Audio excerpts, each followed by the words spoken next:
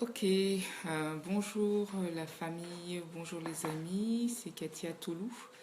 Donc voilà, c'est le numéro 3, le numéro 4. Oh, coucou Justine, ça va?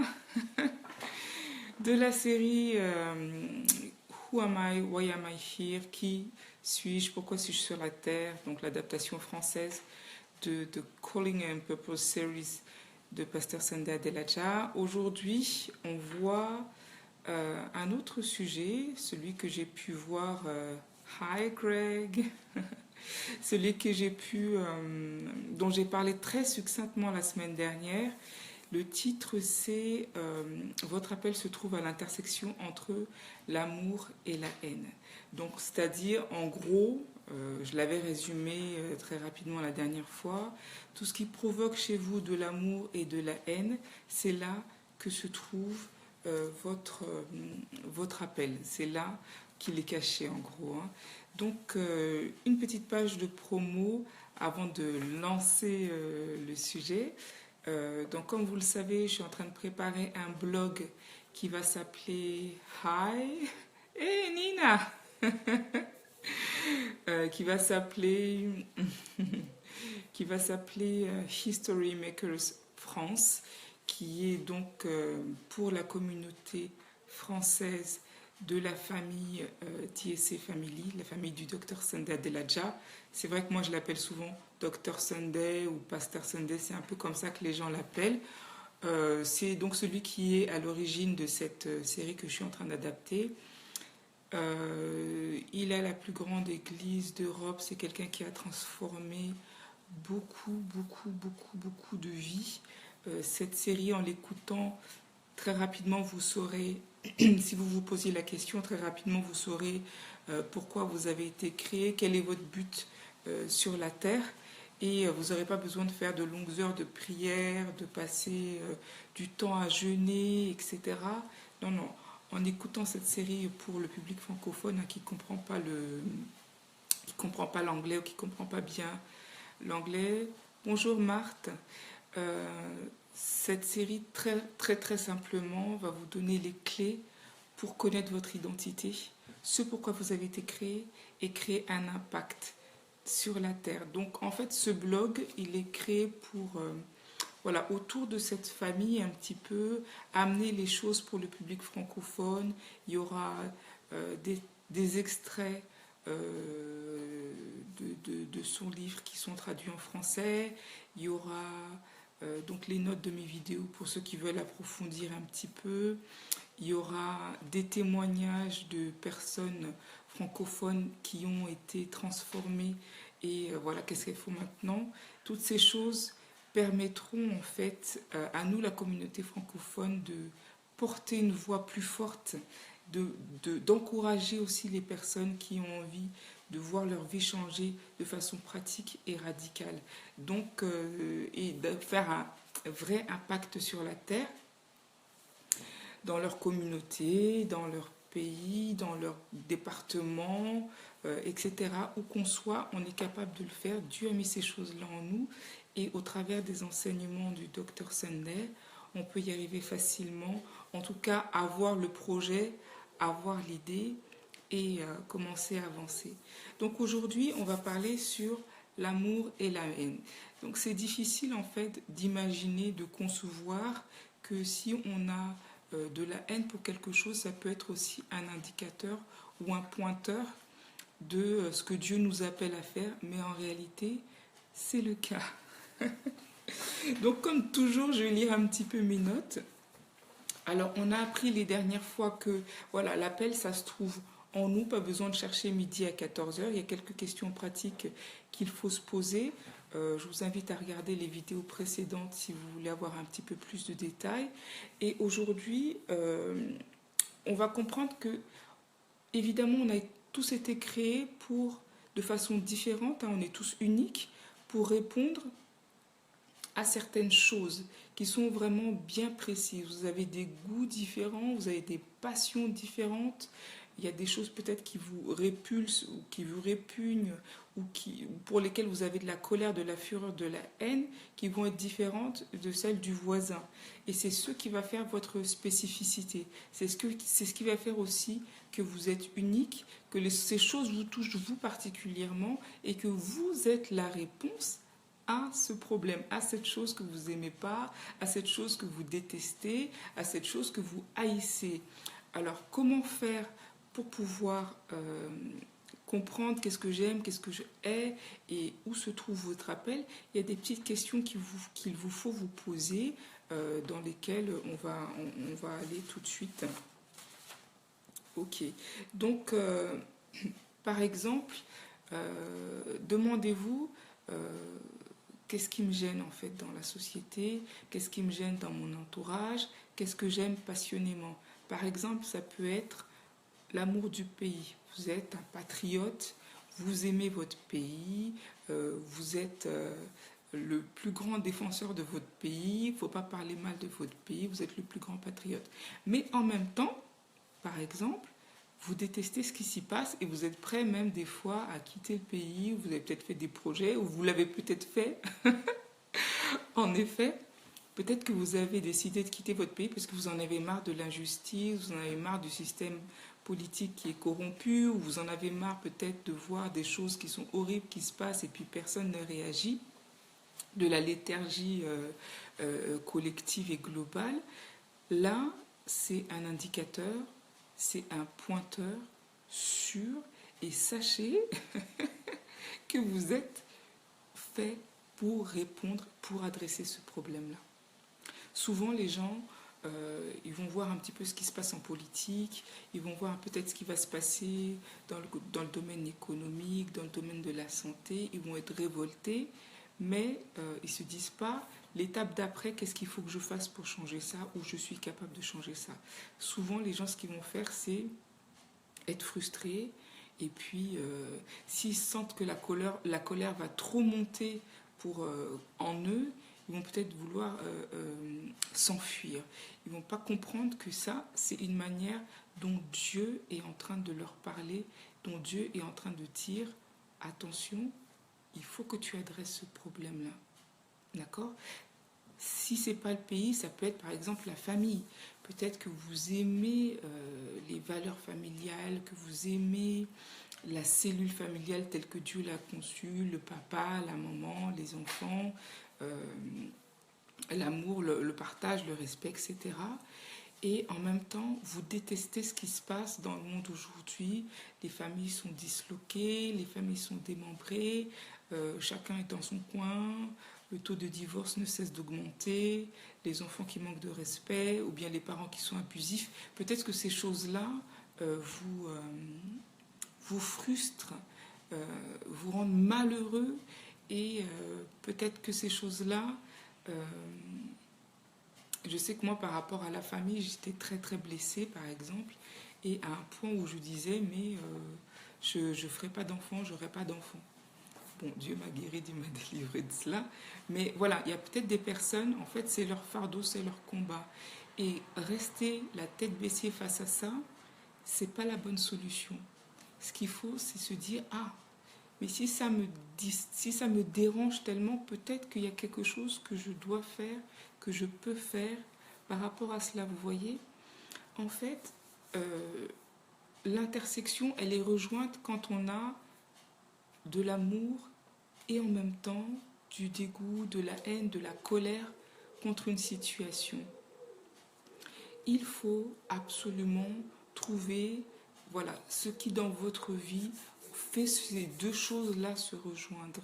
Et c'est là que se trouve votre appel. C'est là qu'il y a le but même de votre existence. Vous êtes la réponse à ce problème en chair et en os. Il ne faut surtout pas négliger cela, il ne faut surtout pas aller voir ailleurs, essayer d'oublier, essayer de s'abrutir l'esprit en regardant autre chose pour ne plus sentir la haine, pour ne plus sentir la colère face à certaines situations. Il faut les adresser. C'est là qu'est la source même de votre vie, Craig, I'll say amen. Are you understanding what I'm saying? Thank you, Craig. Donc, c'est là, en fait, que se trouve la raison même de votre existence. Donc, il faut surtout pas négliger ces aspects. C'est très, très important. Euh, il faut réagir. Il faut réagir. D'accord? Donc, l'amour va vous donner l'engagement, la persévérance, la capacité de faire des sacrifices, même de donner sa vie pour une cause, parce que ce sera votre cause. Hein. Et la haine, la colère, la fureur va vous donner l'énergie pour confronter la situation et pour dire stop, trop c'est trop, il faut faire quelque chose, moi je réagis. Vous voyez? Donc la colère va vous donner l'énergie de se lever en fait hein, pour adresser, confronter le mal, confronter l'injustice, confronter ce manque, être la réponse. Et l'amour va vous permettre d'endurer, parce que ce ne sera pas facile tous les jours mes amis, de persévérer, d'aller jusqu'au bout. Vous comprenez? Si vous avez seulement l'amour et qu'il n'y a pas la haine ou la colère, la fureur, ce sera difficile pour vous de vous lever, de confronter la situation quand il faudra agir.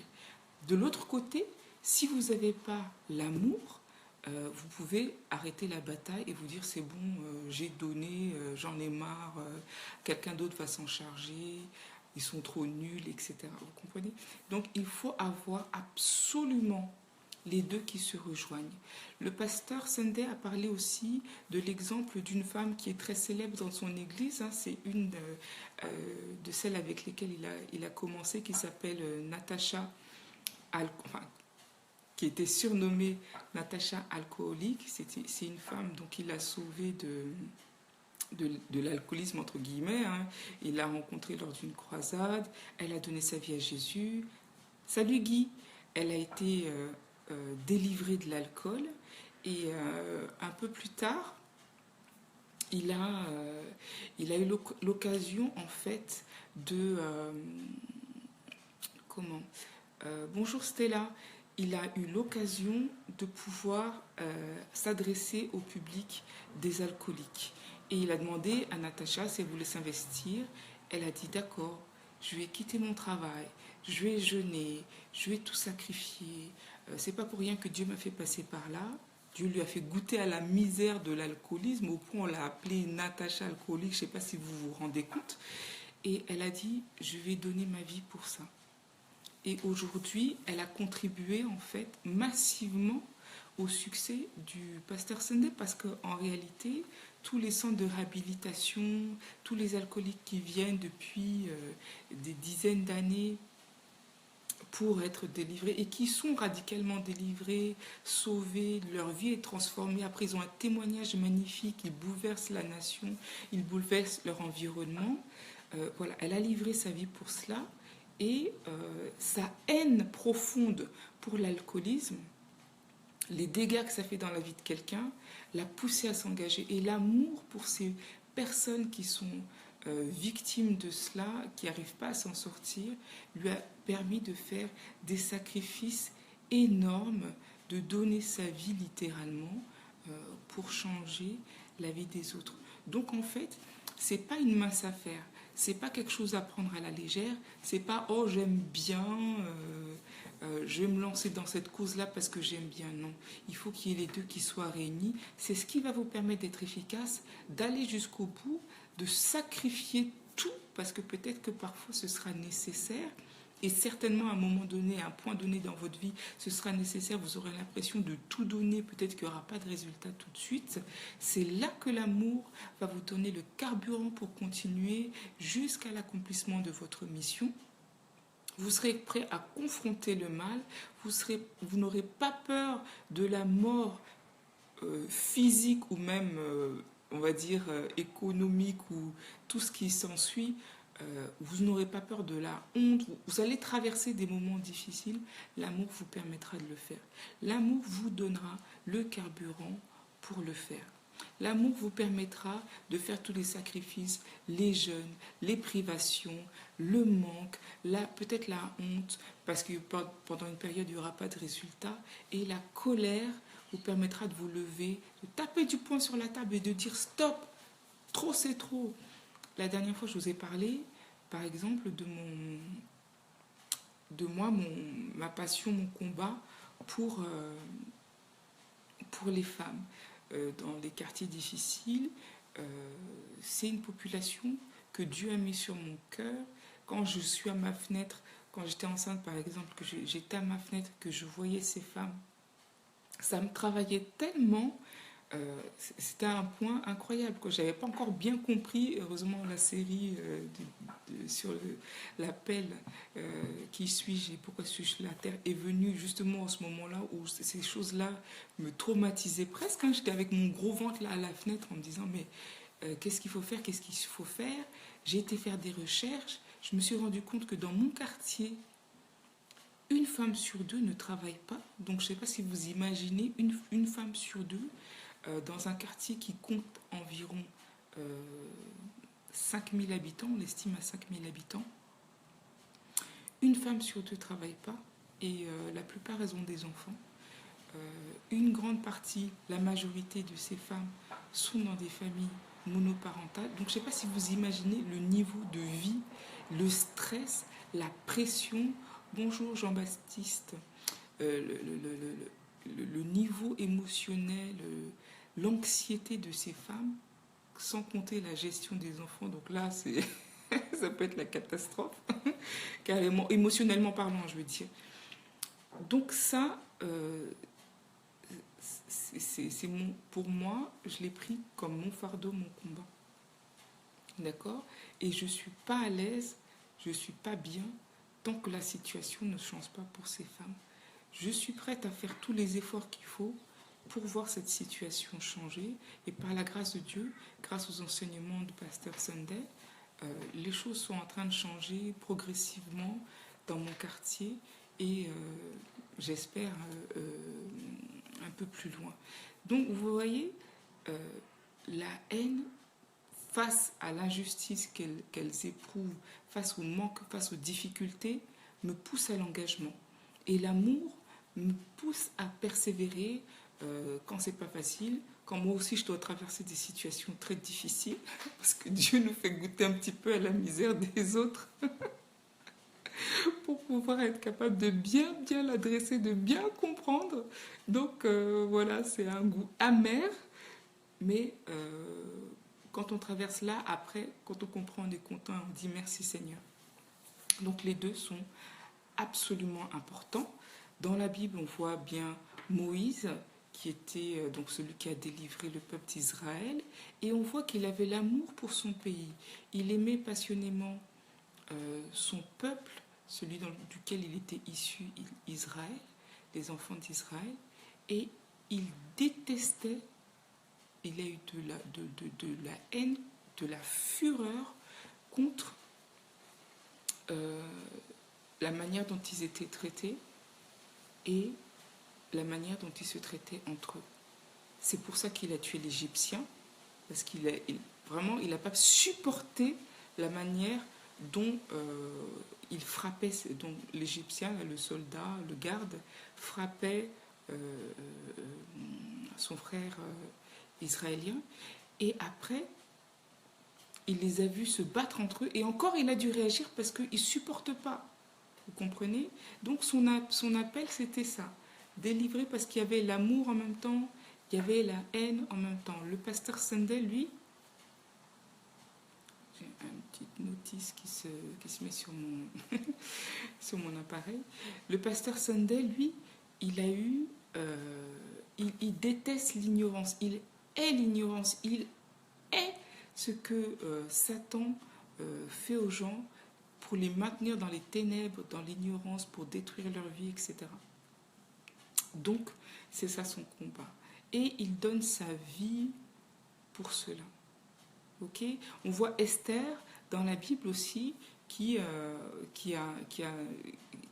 mis sa vie en péril, hein, pour délivrer le peuple. Elle aimait son peuple et elle détestait l'injustice qui lui était faite. Elle a été outragée par cela et ça l'a poussée à s'investir et à mettre sa tête sur le sur le bio, parce que si le roi ne répondait pas, bah voilà, c'était fini pour elle, hein. Elle a accepté de prendre le risque, pas simplement parce que Mardochée lui avait parlé, mais aussi parce qu'il y avait cet amour-là qui était en elle. D'accord? Ok. Donc, il faut savoir que vous avez été créé pour être une réponse à un problème particulier sur la Terre. Il n'y a que vous qui pouvez y répondre. Il ne faut pas négliger là où il y a cette intersection-là entre l'amour et la haine. Il ne faut pas négliger là où votre cœur, votre passion est, réagit et en même par le bien et par le mal. C'est ça que tout le monde, tout homme sur la terre devrait faire en fait, passer son temps à résoudre le problème pour lequel il a été créé. On a été créé pour être des réponses à des problèmes, à des situations, à des crises, aux pleurs de générations précédentes. Donc notre vie n'est pas en vain. Même si tu te sens voilà, pas adéquate, tu penses que tu n'es pas assez beau, pas assez grand, pas assez éloquent, surtout pour nous les femmes, alors là c'est encore une autre... C'est encore un autre, un autre combat parce qu'il y a l'apparence, etc., qui est tellement importante pour nous. Mais voilà, notre vie, elle a du sens pour les autres. On a été créé pour répondre à un problème, à une situation, aux pleurs, aux cris de générations précédentes. Notre vie n'est pas au hasard.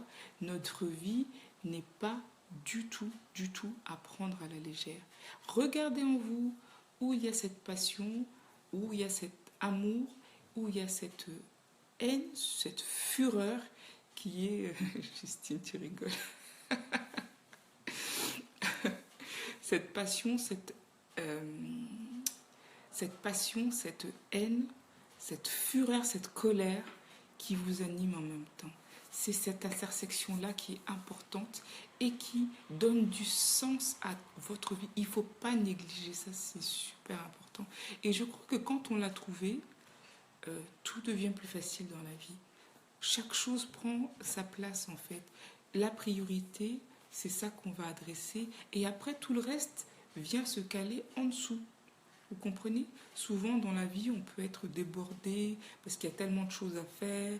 On va prendre des cours de management, gestion du temps, gestion des priorités, etc., etc.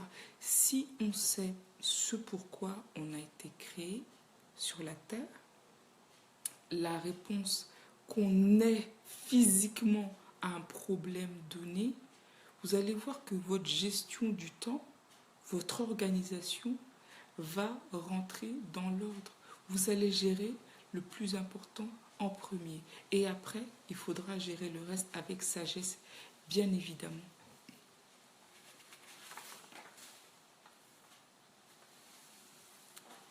Donc,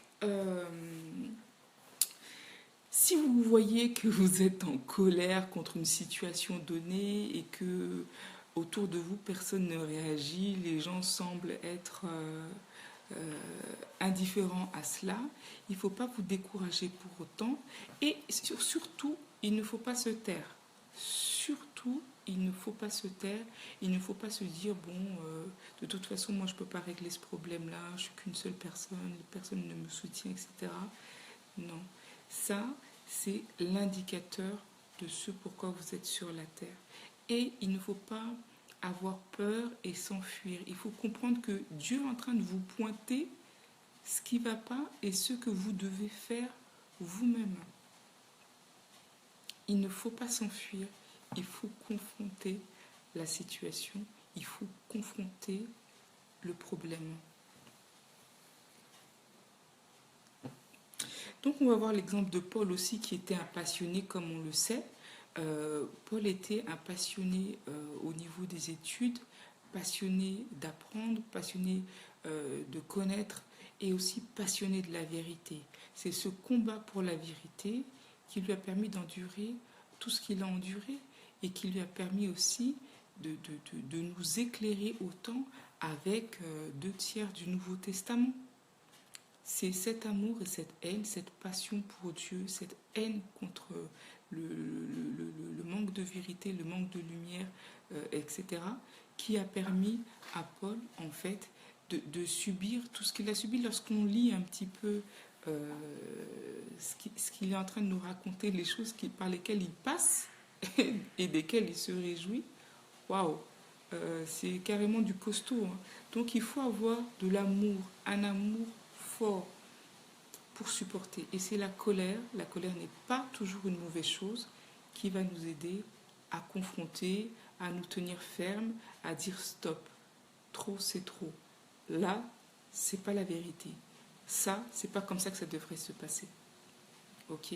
Et nous, chrétiens, nous devrions être plus que les autres ceux qui se tiennent pour la vérité, ceux qui se tiennent contre l'injustice, ceux qui réagissent face aux situations qui ne sont pas normales et que tout le monde peut accepter. Je vois des choses qui sont absolument odieuses qui sont en train de se passer et il y a trop peu de gens qui sont en train de réagir face à ces choses-là. Et pourtant, je suis sûre que dans la maison, chacun est en train de dire oui, ça c'est pas normal, ça c'est pas normal, pourquoi le gouvernement ne fait rien? Non, c'est pas au gouvernement de faire, mon cher ami, c'est à toi de faire. Il faut te lever. D'accord? Donc, qu'est-ce que vous avez comme grande passion? Qu'est-ce que vous avez comme. Qu'est-ce qui vous met en colère? Qu'est-ce qui vous pousse à vouloir réagir? Posez-vous la question. Qu'est-ce qui vous met en colère et en même temps pourquoi avez-vous, pour quelle chose, pour quelle situation, pour quelle population avez-vous un grand amour, une grande compassion? Ok, donc une fois que vous avez en fait répondu à ces questions-là, vous allez me dire, mais alors maintenant je fais comment?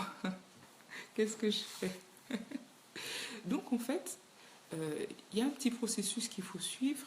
Une fois qu'on a trouvé, voilà, l'intersection entre l'amour et la haine, donc sa passion, son moteur, son, son combat, son appel, la première chose qu'il faut faire, et là il faudrait peut-être noter, première chose qu'il faut faire, c'est se former sur le sujet. Vous, ça va être la famille, vous, ça va être les enfants, ou bien les orphelins, ou bien les prostituées, ou bien les sans-abri, ou bien, je ne sais pas, peut-être des choses qui peuvent paraître un peu moins lourdes de sens, les cosmétiques, enfin j'en sais rien. Quoi que ce soit, première chose, si vous avez identifié que c'est votre combat, première chose à faire, il ne faut pas sauter les pieds dans le plat, non. Première chose à faire, il faut se former. Apprenez tout ce qu'il y a à apprendre sur le sujet, lisez comme vous n'avez jamais lu, étudiez. C'est vraiment la première étape. C'est la première étape. Pour être qualifié pour répondre à un appel, il faut travailler. Travailler sur soi, apprendre, se former, devenir un expert. C'est la première chose qu'il faut faire. Première action qu'il faut faire, passer du temps à vous former. Devenez expert, lisez tout ce qu'il y a à lire sur le sujet. Comme ça, lorsque quelqu'un va vous poser la question ou lorsque quelqu'un va vouloir vous confronter face à la situation, vous saurez quoi dire. Et même pour votre projet, vous saurez comment le mener. Il ne faut pas juste se dire, comme je vois beaucoup de gens qui lancent des slogans un petit peu comme ça, là, mais ils sont vides. Tout le monde veut faire quelque chose, tout le monde veut, soi-disant, a quelque chose à dire, mais quand on gratte un petit peu, il n'y a rien. Non, soyons sérieux. On va être jugé pour cela. On va être jugé par nos pairs, on va être jugé par les gens qui nous regardent, les gens qui nous écoutent, les gens qui nous observent, on va être jugé par eux et ce serait pas bon qu'on nous dise mais tu connais pas ton sujet mon coco ou bien ce que tu es en train de dire là ça date, les choses ont changé depuis, ça fait pas sérieux. Donc première chose, vraiment j'insiste, il faut se former. Arrêtons d'être ceux qui sont trop spirituels et qui pensent que le Saint-Esprit va... Non, non, allons regarder dans les bouquins. Il y a d'autres personnes qui sont passées par là avant, qui connaissent le sujet. Peut-être qu'ils n'ont pas donné la réponse au sujet, mais en tout cas, ils connaissent le problème. Il faut absolument se former. Je n'insisterai jamais assez dessus. C'est la première des choses à faire et c'est capital. Ok ? Deuxième, il faut écrire son projet. Donc, une fois, ce qui va se passer, c'est qu'une fois que vous vous serez formé, une fois que vous allez bien maîtriser votre sujet, là, vous allez voir que dans la tête même, ça va vous donner une frame, un cadre, hein, en fait. Ça va vous donner une idée, un canevas de ce que vous devez faire. Il faut après écrire le projet. Il ne suffit pas de le garder dans la tête, il faut écrire votre projet de A à Z. Comment... Salut Victor. Il vous faut absolument connaître toutes les étapes de votre projet et pour cela, il faut l'écrire.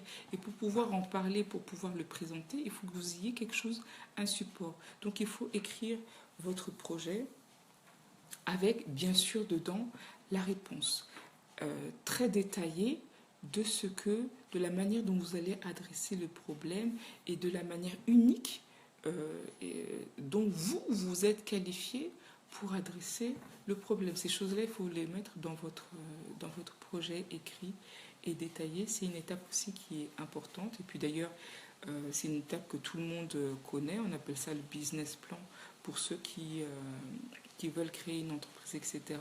ou une association. Il faut avoir votre projet écrit. Ça fait sérieux. L'étape suivante, ça va être de créer un prototype. Vous allez créer en fait une mini-version de votre idée, de votre projet, de la solution que vous avez trouvée en fait pour adresser le problème. Alors, c'est une étape qui est capitale parce que ça va vous permettre de tester grandeur nature ce que vous avez dans la tête et d'adapter la solution, le prototype à la réalité, les choses que vous allez confronter, peut-être dont vous ignoriez l'existence ou que vous aviez peut-être sous-estimé. C'est une étape qui est vraiment importante, hein, qui est test. Il vous fait faire un petit prototype, alors que ça va être une association avec 2-3 personnes ou bien tout seul, pour commencer à voir un petit peu, tâter le terrain et commencer à avoir des éléments de réponse. Même si vous le faites tout seul, sans forme associative, sans statut, etc. Mais il vous faut penser à un prototype qui va donner vie à votre projet. Et avec ces résultats-là, vous serez capable d'aller plus loin. D'accord ? Donc ces étapes-là sont importantes. Il ne faut surtout pas les sauter, ni les faire dans le désordre.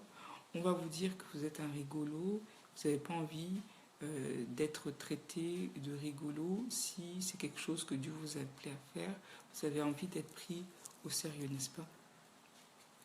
Ensuite, l'étape suivante, c'est construire une plateforme.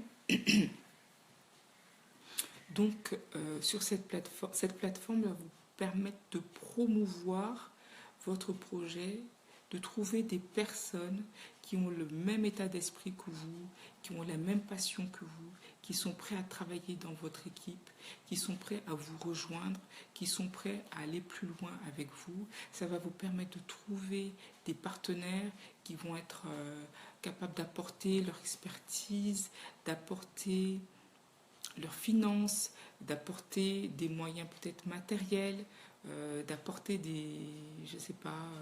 une contribution, peu importe. Donc c'est une étape aussi clé parce que ça va vous permettre de donner une forme peut-être pas la forme définitive encore, mais ça va vous permettre de donner une forme à votre projet et un poids. Et c'est sur cette plateforme que vous êtes en train de créer qu'il vous faudra faire la promotion de cette idée que Dieu vous a donnée pour résoudre le problème auquel vous êtes confronté. C'est une étape qui est aussi importante, créer une plateforme pour valoriser votre projet, trouver votre équipe qui va travailler avec vous, qui va vous soutenir, qui a le même état d'esprit et trouver des partenaires. Ensuite, il faudra évidemment présenter un petit peu, c'est la partie qui va être un petit peu aussi délicate et probablement difficile pour nous quand on n'est pas trop habitué, hein, c'est faire la présentation aux financiers, partout, aux institutions. Bon, c'est l'étape où il faut se vendre clairement. Donc là, il faut vraiment être très au clair, très précis, convaincant, présenter votre idée, présenter votre projet avec votre équipe, montrer vos partenaires, c'est gage de sérieux. C'est l'étape suivante, donc pour la promotion, la présentation, etc. Et c'est dans cette étape-là aussi, on le verra plus tard dans les vidéos, que vous allez commencer aussi, parce que cette présentation, cette promotion, c'est ce qui va vous faire gagner de l'argent. C'est ce qui va vous faire vivre en fait de votre passion, de de la solution que vous avez trouvée. C'est une étape clé que souvent les gens oublient ou négligent parce qu'ils pensent que oui, mais comment je vais faire pour vivre de ça? Ça va pas être suffisant, donc il me faut travailler.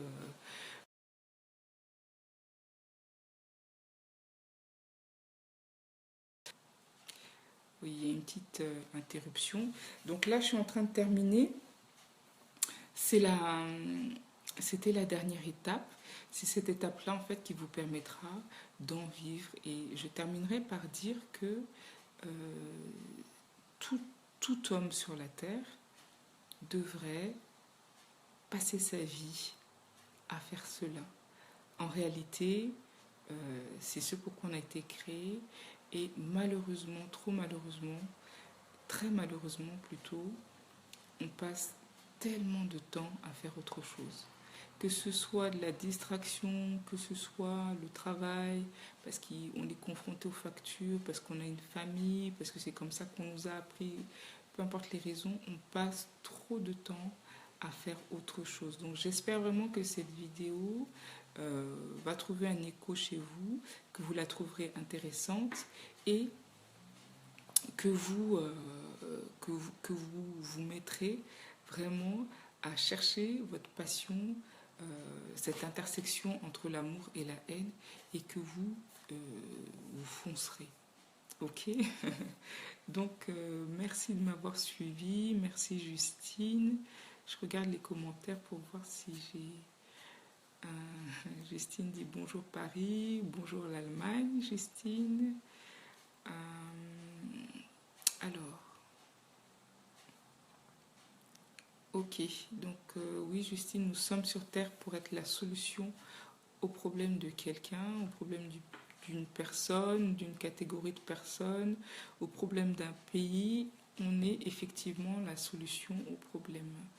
Donc elle récapitule, premièrement se former, travailler sur soi, devenir un expert en la matière. Deuxièmement, rédiger son projet pour avoir un calendrier, une feuille de route, un plan d'affaires.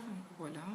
Ensuite, créer un prototype, construire une plateforme et finalement présenter le projet. Donc c'est exactement ça. J'espère que cette vidéo vous aura plu. Je vous invite donc à vous abonner à mon blog. J'ai mis en commentaire le lien. Vous recevrez des informations qui sont en français, de bonne qualité et qui vous aideront à aller plus loin dans cette marche avec le Seigneur pour changer et impacter votre environnement. À bientôt. Alors oui, il est possible que samedi prochain je fasse pas de vidéo parce que je serai de mariage. Donc on verra, je vous tiendrai au courant. Et dans la semaine, je posterai voilà, des extraits du blog à venir qui sera officiellement, euh, merci Justine, qui sera officiellement live au mois d'août, donc très très prochainement. Et je vous tiendrai au fur et à mesure au courant. Que Dieu vous bénisse. Bon après-midi, bonne journée.